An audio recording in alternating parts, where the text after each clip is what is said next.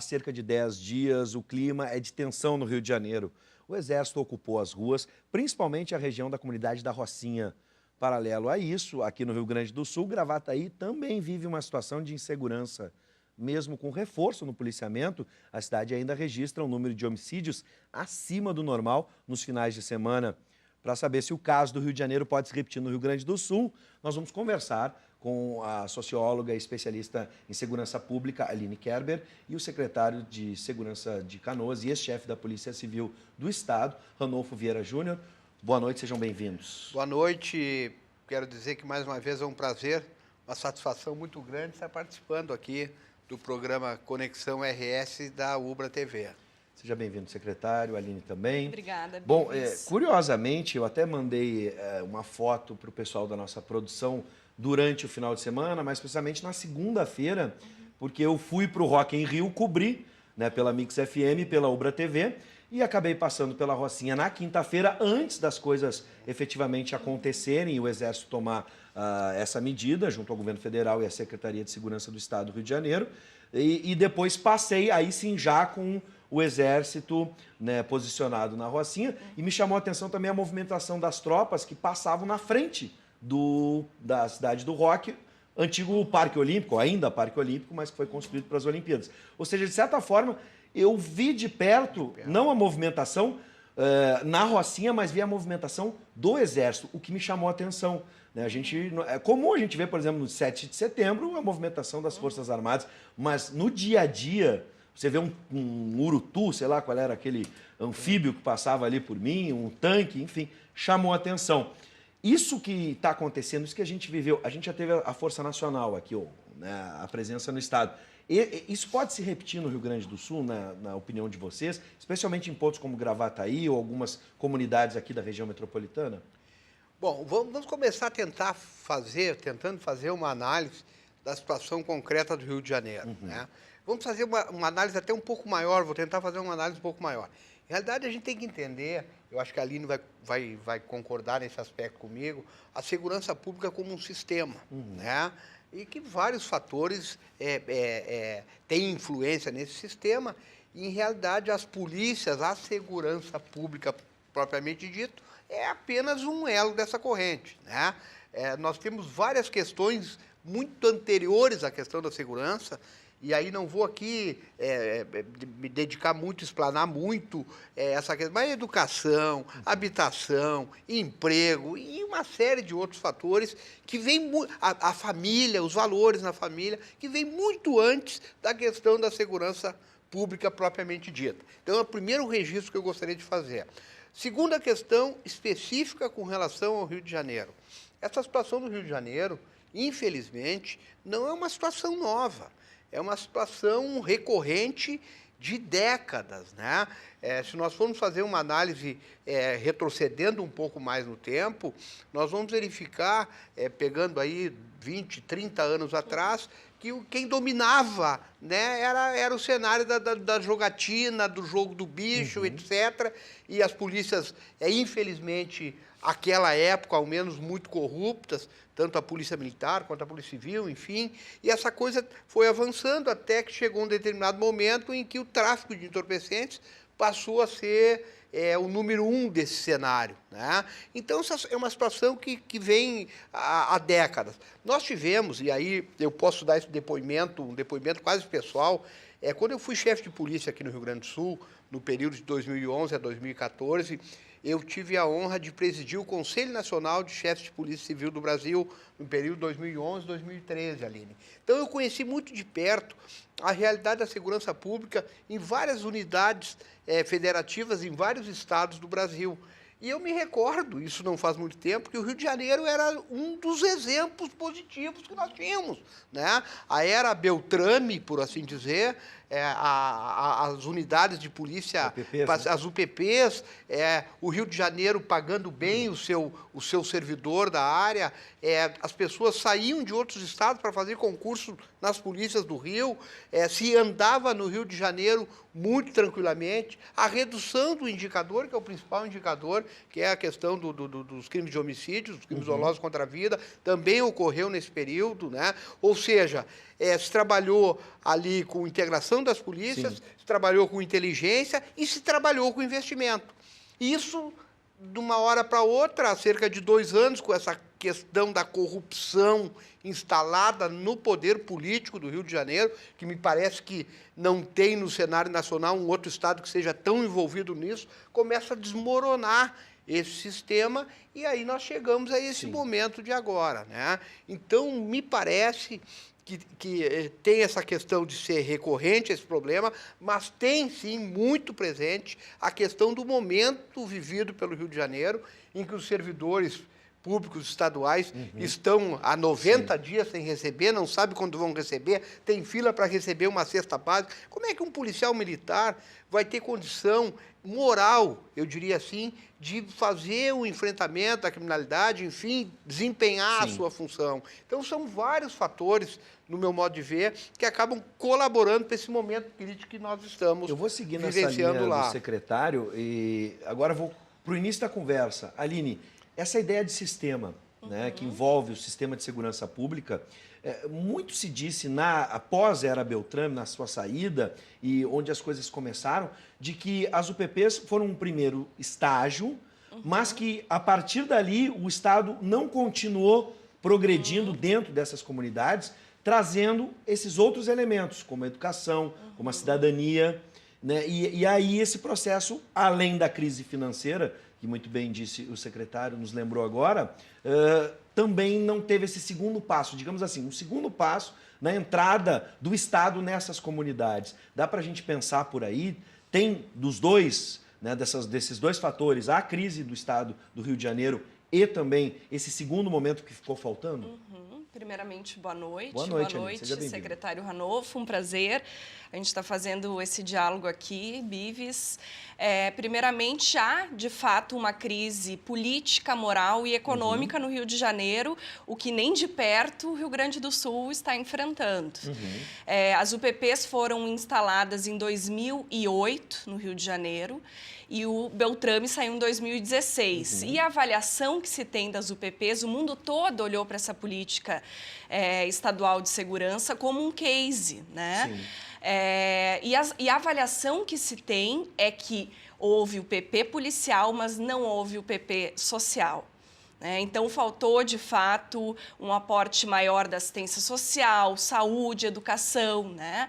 Então, a segurança policial não garantiu a segurança dos outros direitos. O primeiro ponto importante, né? Mas essa crise agora... e fundamentalmente, a questão dos fuzis, que nunca se resolveu aí uma solução, e o Beltrame frisa muito esse ponto. Mas agora o que a gente vê são as facções, os bandos criminais em disputa, né, especialmente ali o Comando Vermelho, junto com os amigos dos amigos, e também o terceiro Comando Puro, né? Então, há ali na Rocinha e em outras tantas favelas, a Rocinha ganha esse destaque por conta da posição geográfica, por ser considerada uma favela de luxo, com uma economia robusta. Então, ela ganha esse destaque. Mas nas outras favelas, essa guerra também está instaurada.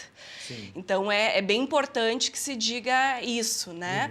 Então, o que a gente observa, né? Como não há políticas públicas nessa linha que evita crimes, que é de repressão qualificada e prevenção social às violências, num cenário de crise política, econômica, falta de legitimidade, credibilidade, tanto do governo federal quanto do governo estadual. Temos aí um ex-governador preso, né, diga-se de passagem. Então, eles chamam, né, para o espetáculo televisivo as Forças Armadas, que custa R$1 milhão por dia no Rio de Janeiro, ou seja, terminaremos dezembro, que é o prazo, com 50 milhões aí investidos para garantir a lei e a ordem. Os contribuintes. Sim, mas o governo federal. O governo federal. O governo porque federal. O Estado do Rio de Janeiro está quebrado. Exatamente, está quebrado, quem está pagando. Mas, ao invés de vir aí uma resposta, né, de projetos sociais, de alguma forma de garantir um futuro, né, olhar para os jovens, olhar para os fatores de risco, circulação de arma de fogo, álcool, drogas, fortalecer as instituições. A gente tem um problema de fragilização das instituições. A investigação é muito baixa, por exemplo, para homicídios. Sim. A gente tem no Brasil aí 92% de impunidade. E a cada 10 pessoas, 4 não confiam na polícia. Cada 10 pessoas, 3 não confiam no judiciário. Então, é muito difícil pensar nesse sistema, Ranolfo, de segurança e justiça criminal, que não é legitimado e que não tem credibilidade. Aí, chegando próximo de uma eleição, se instaura a guerra, né? Tá aí o circo armado. Sim. E nós todos reféns. Nós não, né? Diga-se de passagem, a periferia, os mesmos de sempre. Então, está ali a Rocinha hoje enfrentando uma problemática, eles não articularam, não tem um plano de contingência, de emergência, Sim. Não há integração. Só para não perder o gancho, a gente analisa, muitas pessoas falaram que a gente está vendo muito, as matérias estão vendo a participação do Exército de um olhar da Zona Sul do Rio de Janeiro para cima da Rocinha, ou seja, trazendo segurança. Mas e o morador? O olhar do morador da Rocinha para a presença do Exército e essa relação com o tráfico. Eu fico imaginando, e vou encaixar com a pergunta aqui do Alexandre, você pode participar da nossa conversa pelo 99588-2374.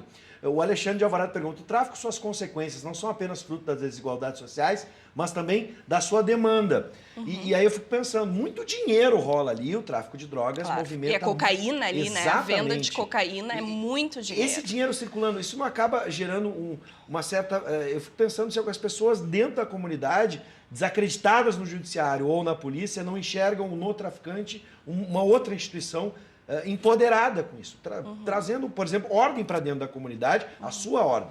A gente ouve toque de recolher, a gente sabe que dentro da comunidade o tráfico estabelece as suas regras, aqui não se rouba, aqui não faz aquilo, enfim.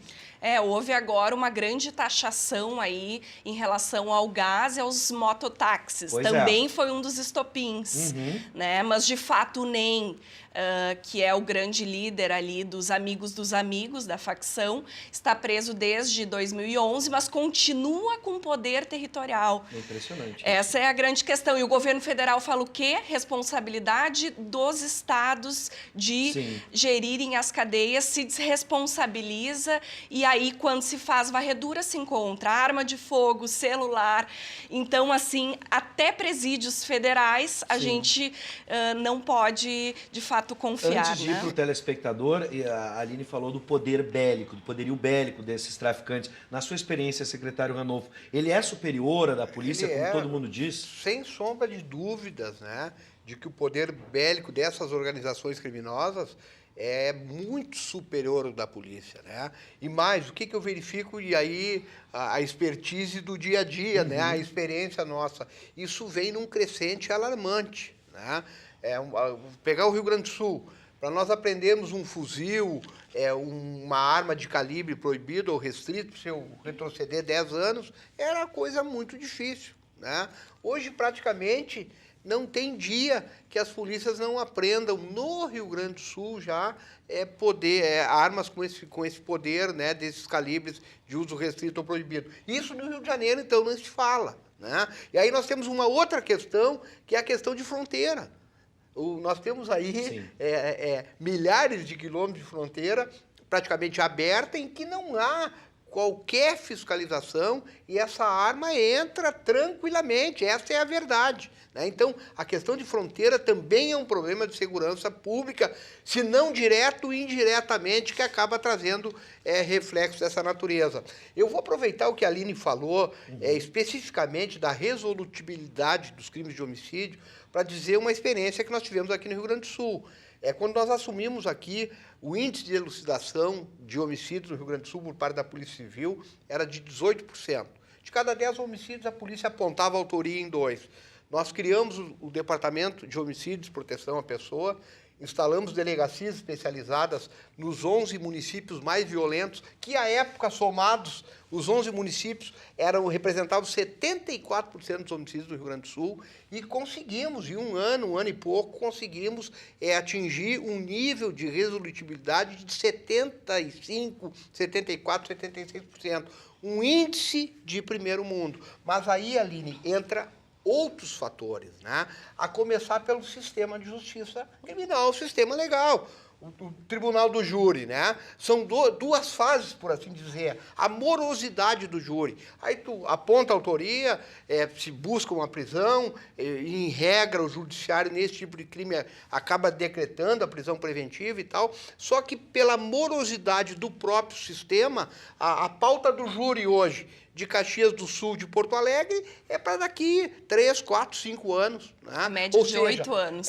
Mais. A média nacional. A média nacional é 8 anos. Eu estou falando aqui a expertise que se tem do cenário do Estado do Rio Grande do Sul. Ninguém pode e deve ficar preso, né, provisoriamente num período tão longo, tão extenso, sem uma sentença condenatória, se não definitiva, pelo menos, né, num primeiro momento. Né? Então, eu vejo também que a questão legal, especialmente no crime de homicídio, no crime doloso contra a vida, tem que haver uma reforma nessa questão. O armamento, isso aí. Não é possível que eu vá apenar, o Estado, né, o indivíduo que é pego com um revólver calibre 38 com o mesmo apenamento de alguém que é pego com um fuzil AR-15. Né? Então, são pesos totalmente diferentes. Então, haveria, no meu modo de ver, ter uma legislação específica, né, com relação a esse tipo de armamento, um apenamento efetivamente mais duro, por assim dizer. Né? Bom, vamos para a tela, o Ezequiel de Nova Santa Rita. Seja bem-vindo, Ezequiel. Ele diz o seguinte: não estamos tão longe do Rio de Janeiro, no que tange à insegurança e as dezenas de bairros de Porto Alegre, região metropolitana aqui no Rio Grande do Sul, que estão com toque de recolher imposto pelos bandidos, pelos traficantes, e concordo que as Forças Armadas, hoje no Rio de Janeiro, é apenas enxugar gelo. Essa é a opinião do Ezequiel. Vamos trazer agora para o Rio Grande do Sul. Né? No último final de semana, em Gravataí, foram registrados 5 homicídios. Só no último final de semana. O número é considerado baixo se comparado a outros finais de semana anteriores, em que o número de mortes chegou a 11. O que está provocando essa onda de violência especificamente em Gravataí? A gente poderia pensar, né, é um município da região metropolitana, a gente tem outros até maiores, como Canoas, por exemplo. A questão do homicídio no Rio Grande do Sul, na Porto Alegre, Grande Porto Alegre, nos grandes centros regionais do interior do estado, ela tem a ligação direta com o tráfico entorpecente. Não se tem dúvida disso aí. Infelizmente, o jovem que mata hoje é o jovem que vem ser a vítima no amanhã. Né? Essa é o que a gente enxerga nitidamente, claramente. Né? Então, há uma disputa no submundo do crime, né? No submundo especialmente da questão da traficância da substância entorpecente. Aliado a isso, ainda, aqui no Rio Grande do Sul, as quadrilhas, essas organizações, elas me parecem assim, que estão cada vez mais violentas. Né? Extremamente violentas, coisas que não se via há cerca de 2, 3 anos atrás, começa a se ver já nessa disputa, esquartejamento, enfim, eu não vou aqui nem narrar para o nosso telespectador que está em casa, né? Porque parece que a gente até, de uma certa forma, acaba estimulando isso aí. Então, está ligada à questão da guerra, do tráfico, e aí tem um outro detalhe, que eu sempre costumo trazer, né? Que só existe o tráfico porque existe alguém que consome a substância entorpecente. É a mesma coisa do furto e roubo de veículo. O furto e o roubo de veículo, a parcela maior desses veículos vai para o desmanche. Sim. Só existe desmanche porque tem um cidadão, uma cidadã de bem que vai lá e adquire essa peça. Celular e que também, sabe, celular, enfim. Claro. Né? Então, existe essa questão. O secretário Ranolfo, o delegado Ranolfo, hoje secretário de Canoas, quer proibir. Não, eu acho que nós temos que discutir esta questão da utilização, do uso da substância entorpecente, enfim, porque do jeito que está, não vai dar e a tendência cada vez mais é agravar essa situação. O senhor defenderia, por exemplo, a revisão da situação, por exemplo, da maconha?